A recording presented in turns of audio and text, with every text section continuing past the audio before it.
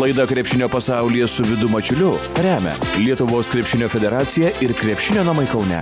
Sveiki gyvi! Aš Žalgirio kalėdų senelis ir kviečiu žiūrėti televizijos laidą Krepšinio pasaulyje su Vidu Mačiuliu. Krepšinio pasaulyje. Prasidėjęs 24 gruodis Lietuvos krepšinio komandoms Europoje atnešė daugiau praloštų nei laimėtų rungtynių. Kauno Žalgiris Belgrade 78-84 nusileido Partizanui. Juodųjų serbų partizanų irštvoje drąsus buvo amerikietis Lonnie Walkeris. Galva guldantis už baltus, šaudė jis iš toli ir puikiai pataikė. Ir akis į akį su Star krepšinio lanku nesipyko. Net iš viršaus kamuolį sugrūdo. Solidi buvo Walkerio automato apkaba 26 taškai ir 25 naudingumo balai. Ir baltųjų vadas, kapitonas Edgaras Ulanovas, kovėsi kaip už tėvynę. Kiti jo tautiečiai dėl individualistų laisvės lyg prarado akis atakuojant, o ginantis ir kojas, ir rankas. Juodieji buvo laimingi. Belgrade gimęs serbas Alanas Smailagičius nors ir plėšėsi, bet iš didelio noro mažas indėlis. Italas Andrėja Trincherė nubraukė ašarą, karštų serbų maloniai sutiktas, tačiau palikdamas Belgradą jis turėjo kūkčioti dėl dar vieno Žalgirio pralaimėjimo, kai vėl paskutinėmis minutėmis vėl nebuvo aikštelėje penketuko kumščio, nes legionieriai vėl po vieną bandė okupuoti Partizano teritoriją. Pagarba Kauno komandai, kuri neatsiklaupė prieš 20 000 karščiausių Europoje fanų, net įvarė paėmės krepšinio seniorui Želko Obradovičiui, nors jo kariai vykdė vado nurodymus ir žalgiriečiai yra paklusnūs. Lukas Lekavičius namuose, o Ignas Brazdeikis nuo atsarginių suolelių stebėjo rungtynes, kaip Žalgiris vėl pralaimi Partizanui. Šįkart 74-84. Gal Kaune sulauksime pergalės kanonados? Vitorijos Baskonė Kaune pravirkdžiusi Žalgirį namuose su mūsų Tadu Sedekerskio priešakyje nugalėjo Šarūno Jasikevičiaus Fenerbahčė 88-76. Šaunuolis komandos kapitonas, kurio istorija yra mūsų laidoje, kaip dabar bus ir jo tėvelio Rimus ir Sigito Sedekerskių mintis. 15 metį išleido Tadą Ispanijoje. Iš kur jūsų ta drąsa tokia buvo? Negali stabdyti, jeigu yra noras didelis ir ryžtas, kad jis turėjo tą norą begalinį, tai reikia tik palaikyti vaiką. Ir šiai dienai džiaugiuosi už tai. Man buvo gal kokie 5, o gal 4 metų, jau dabar suklys, kai mane pirmą kartą mama nusivedė į krepšinio aikštelę. Ir tada turbūt ir buvo tas pirmasis kartas. Nors atsimenu, nesisekė, nedamečiau, buvo daug nervų ir ašarų, bet po truputį pradėjo patikti. Nuo pat mažens namuose tekdavo žiūrėti krepšinio varžybas įvairiausias, kai žaidžia Lietuvos rinktinė ar Žalgiris, tai turbūt taip ir užsikabinau. Krepšinis belė kaip tiko. Ir žaidėt gal? Taip mėgėjiškai. Nepastebėjo tais laikais niekur, bet patiko labai. Mane pirmą kartą tėvelis nuvežė į treniruotę, tai buvo Maros 4 klasėje, kai pradėjau rimtai treniruotis, o iki 4 klasės eidavau į Nido į salę tiesiog su draugais 2 kartus per savaitę tiesiog pamėtyt, pažaist, be jokių rimtų treniruočių. Jeigu nemeluojant, žaidžiau, bet labai trumpai. Ir ne Baskonį, ir ne Žalgirį. Pas Oną Butautienę su Šarūnu Marčiulioniu ir su Ramūnu Butautu šiek tiek treniravausi. Komandos vadovas Andrius Bagdonas nuo mažų dienų, jau kai pradėjau ten lankyti, mane vis pakviesdavo taip pasitreniruoti su vyrais, tai į draugiškas varžybas ir taip gal sutapo, kad trūko žaidėjų ir sako, teik Tadai, ir tikrai buvo labai nejauku su vyrais 14 metų, bet mane ten visi tikrai labai palaikė. Vienturtis ir užmylėtas, užbūtas ir sunku, bet yra kaip yra.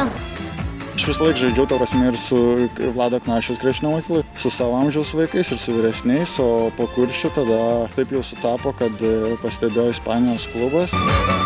Žaidžiau 3 Ispanijos lygoje ir tekdavo tikrai daug, manau, vidurkis buvo 25 minutės ar kažkas tokio. Ir tai nauja patirtis, irgi teko žaisti su vyrais, 3 Ispanijos lyga, gan aukštas lygis iš tikrųjų ir manau gera buvo patirtis. Keletą žaidėjų gavo traumas, po to vienas buvo suspenduotas, tai taip jau išėjo, kad trūko žaidėjų ir teko man prisijungti tiesiog ir pats iš tikrųjų net nesitikėjau, kad treneris suteiks galimybę debiutuoti, bet taip jau išėjo ir labai džiaugiuosi. 3, 2, ta prasme su vyrais dar 4 sunkiau būtų, bet šiaip 3 numeriu, lengvuoju kraštu. O Tado charakteris į mamą ar į tėtį? Galbūt toks ir maišytas jis turi ir to ryžto, turėjo be proto norą žaisti, jau mokykloje jis ruošdavosi, važiuodavo į Klaipėdą treniruotis. Didelis noras, didelis ryžtas ir tai nugalėjo. Sunku, reikia dirbti toliau kiekvieną dieną sunkiai ir manau, kad tas laikas ateis gal 20, gal anksčiau, o gal dar vėliau. Bet manau, kad tas laikas tikrai ateis. Tai reikia, kad Baskonija finalinėme ketverte būtų. Lietuvis kapitonas. Nebus finaliniam ketverte. Bijau, kad Baskonija, jeigu nepasipildys reikalingais žaidėjais, turbūt jie liks už play-ino. O Žalgirį? O Žalgiris, manau, kad gali kovoti dėl play-inų ir gali kovoti dėl finalinio ketvirto. Tikrai negaliu garantuoti, bet galvoju, kad gali dėl 8-tuko kovoti pilnai. 15 000 aistringų širdžių Kaune laukia susitikimo su Turkijos Anadolu Efes komanda. Aš kaip visada atvyksiu su dovanomis ir jau nemažai dovanėlių išdalinau. Bet svarbiausia, pačią didžiausią, pačią geriausią, pačią įdomiausią, brangiausią dovaną aš jums dovanoju visiems čia susirinkusiems 15 000. Tai Žalgirio pergalė! Žalgirio vyriausiasis treneris Andrėja Trincherė sakė, mums reikėjo atsitiesti. Žinau, kad žaidėme labai geras rungtynes su Partizanu. Blogas buvo tik galutinis rezultatas. Kartais turi pajusti ir pergalės skonį. Paklaustas apie rungtynes, Ignas atsakė, didžiulė komandinė pergalė, į rungtynes išėjome išdidžiai, tai buvo svarbu, arena šiandien taip pat buvo puikiai, įveikėme gerą komandą. Džiaugiamės, žinoma, norėjom grįžti pergalių kelią, šiandien namuose, fanai spūdingi, tikrai mus stūmė į priekį. Žinom jo galimybės, turbūt, aišku, tie metimai svarbiausia, džiaugiamės, kai krenta, tai puikiai tikrai pradėjo ir gerą toną uždė. Pakalbintas Bryantas Dunstonas atsakė, Volkeris daro labai gerą darbą. Pamatęs jo veidą prieš rungtynes, sakiau, kad jis sužais puikiai. Jis, Francisco Isirvidis, turi būti agresyvus puolime ir po to gali kurti progas kitiems. Volkeris supranta, kad gali tai daryti dar geriau ir mokosi kiekvieną dieną. Volkeris kalbėjo, kai pamatai dvigubą gynybą, turi žaisti teisingai. Ūlė dalino gerus perdavimus, vyrukai kampuose gerai pataikė. Jei varžovai manęs nedvigubina, patenka į bėdą. Jei dvigubina, taip pat gyveni ir mokaisi, nesustoja augti. Nebus taip, kad visus metimus mes svarbiausia atsirado kiti žaidėjai, kas perėmė jo tą gerą, sakykime, atkarpą. Talentinga komanda ir sugebėjo sumažinti tą pranašumą, bet vis tik manau, kad kažkiek labiau negu praeitose namų rungtynėse, kai mes pralaimėjom, šiandien tikrai buvom geresni, kietesni ir būtent energija žymiai geresnė, kovingumas, kas neleido visiškai pilnai perimti jiems kontrolės antroje pusėje. Anadolu Efes vyriausiasis treneris Mijatovičius sakė, turėjome rungtynes, kokioms nesiruošėme. Nebuvome savimi per pirmosius 2 kėlinius. Žalgiris palaikomas gerbėjų naudojosi mūsų klaidomis ir rinkosi lengvus taškus. Deja, mūsų klaidos pirmoje pusėje kainavo per daug. Svarbiausia, kad šiandien ne tiek, kiek džiugu dėl pergalės, bet kaip mes ją iškovojom. Sakau, tas tikrai pirma pusė, ypač toks žaidimas, nuo kurio mes ieškojom jau kurį laiką, kurį buvom pametę, ir tas gal labiausiai džiugina pergalė, dar tas gero oro gurkšnis, kurio mums irgi trūko, atrodydavo.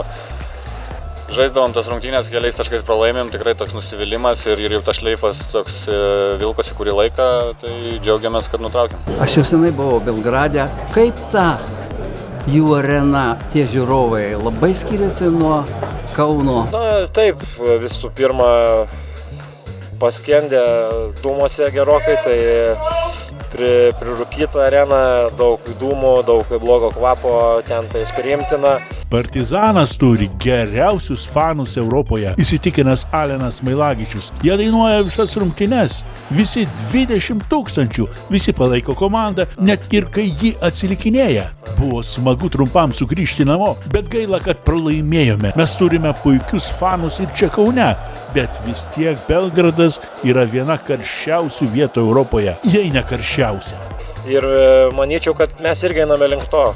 Plius minus šiemet mūsų fanai taip pat daro gerą dalyką ir tikrai sujungia visą areną su savo skanduotoju. Kokia proga tuščio vaišės? Tai pirmą kartą vaišina. Ilonis yra geras vyrukas, jisai komandiškas žmogus, tiesiog norėjo palepinti komandos draugus. Nežinia kodėl, bet kuo toliau, tuo dažniau Ignas Brazdeikis neišbėga į aikštelę su Žalgiriu. O kai jis sėdi, ilsisi, po rungtynių štai ką daro.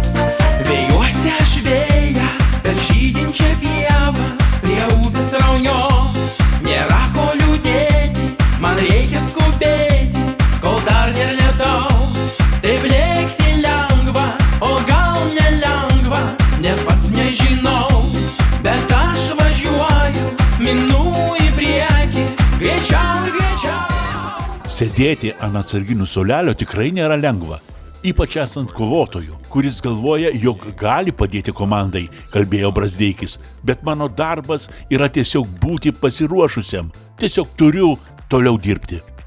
Po 7 minučių pertraukėlis šiandien dar matysite. Auksiniai treneriai dabar Lietuvoje skaitomi. Kantriai statėm ir pasistatėm tą pergalę.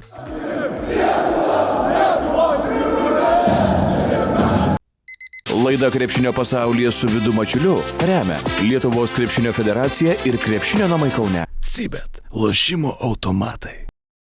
Ruletė – lažybos, stalo lošimai.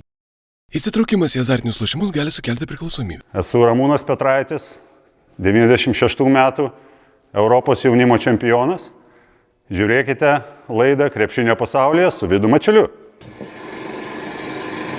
Krepšinio pasaulyje. FIBA čempionų lygoje Vilniaus Rytas namuose nušvito savotiško naujametinio fejerverko. Vilniečiai po pratęsimų 94-84 nugalėjo Emilijus Redžo Una Hotel komandą. Šaunuoliai.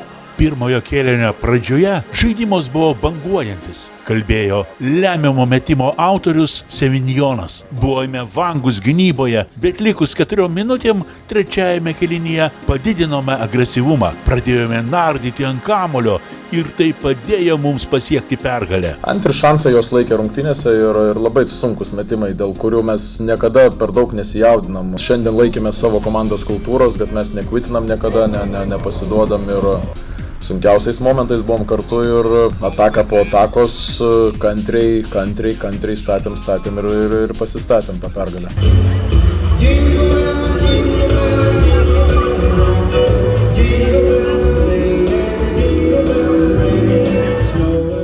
Gal tikrai geriau žaisti silpnesnėje FIBA čempionų lygoje ir laimėti, nei rungtyniauti dėl Europos taurės ir pralošti, taip kaip atsitiko Panevėžio Lietkabeliui, kuris 93-98 nusileido Ankaros Turk Telekom komandai. Liaudės išmintis byloja, kad gera pradžia pusė darbo, o kai prasta pabaiga, viskas šuniui ant uodegos. Kad nesiseka, tai nesiseka. Šiame sezone tamsiai raudona spalva pasirėdžiusiems 60-mečio Lietkabelio vyrams. Pralaimėjimas po pralaimėjimo. Klubo direktorius Martynas Purlys, lyg nujausdamas kažką negero, Londono krepšinio komandos soste įsitaisė. Vilnietį Panevėžyje pakeitęs kaunietis krepšininkas Jonas Mačiulis, kaip ir rūpestingas klubo savininkas Alvydas Bieliauskas, patys nežaidžia ir per rungtynes nediriguoja Lietkabeliui. Po apylygio per 20 minučių puolimo ir rezultatas atitinka įvykius 50-48 Kalnapilio tvirtovėje. Po pertraukos suspurdėję panevėžiečiai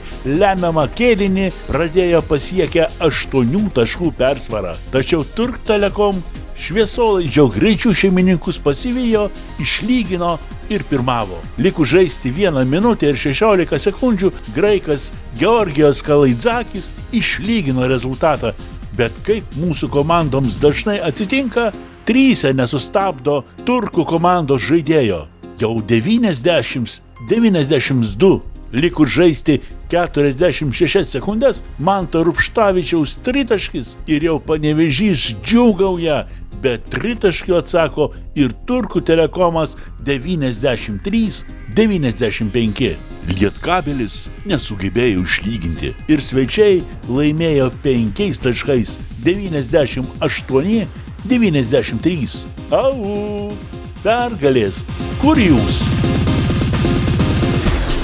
O dabar apie Vilniaus Vilkų gaudynės Europos taurės. Sostinės komanda Stambule Bahčešehir pralaimėjo 74-84.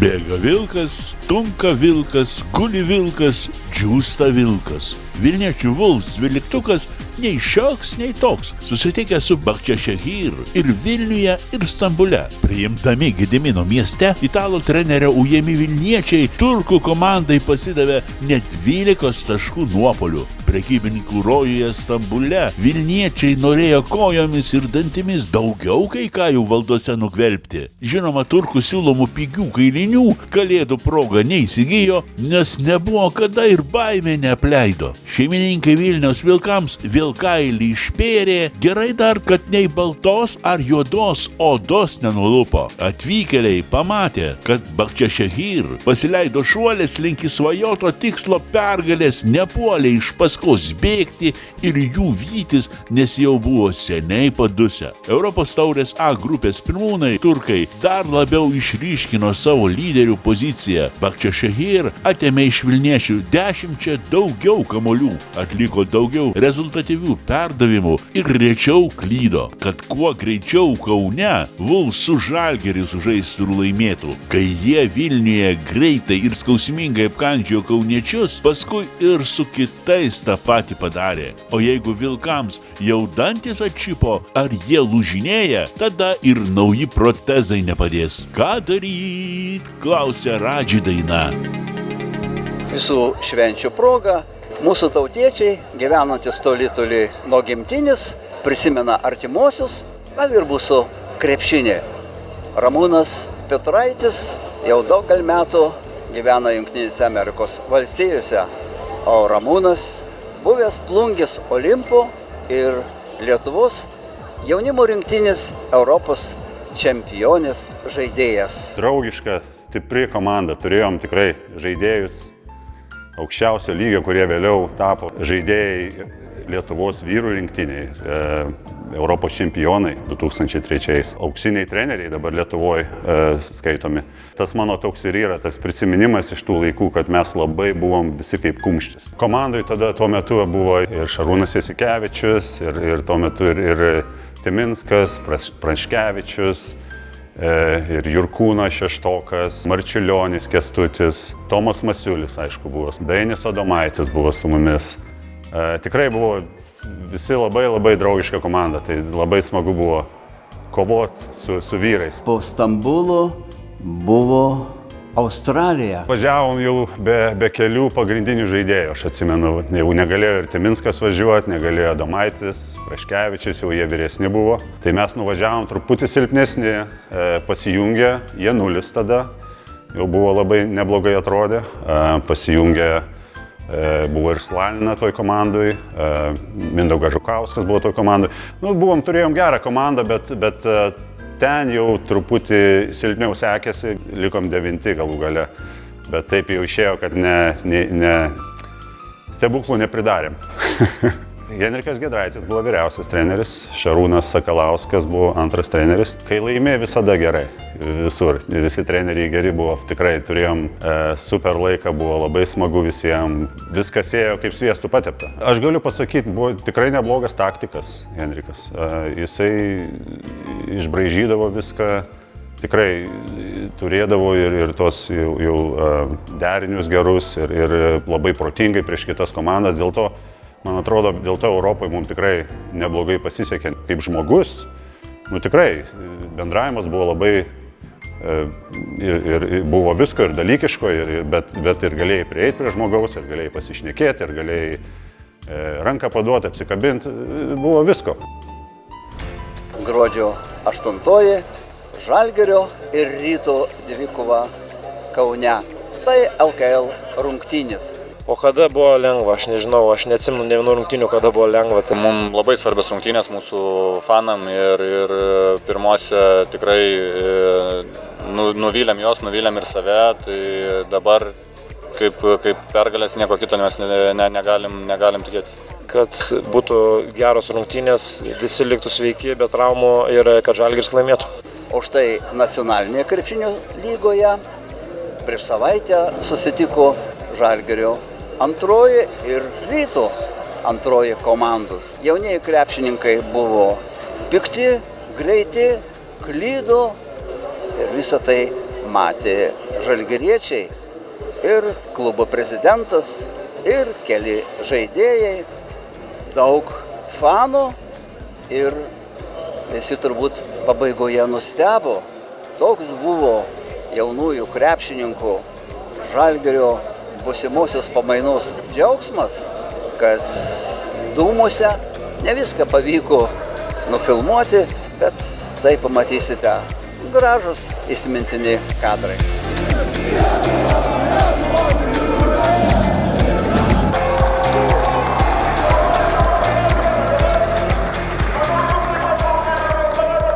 Atsisveikinant, tradiciniai žodžiai. Žiūrėkite laidą Krepšinio pasaulyje. Kiekvieną sekmadienį ją rodo Lietuvos ryto televizija. Kiekvieną kartą gal ką nors įdomaus pamatysite. Iki pasimatymo. Sibet, lošimo automatai. Ruletė, lažybos, stalo lošimai. Įsitraukimas į azartinius lošimus gali sukelti priklausomybę.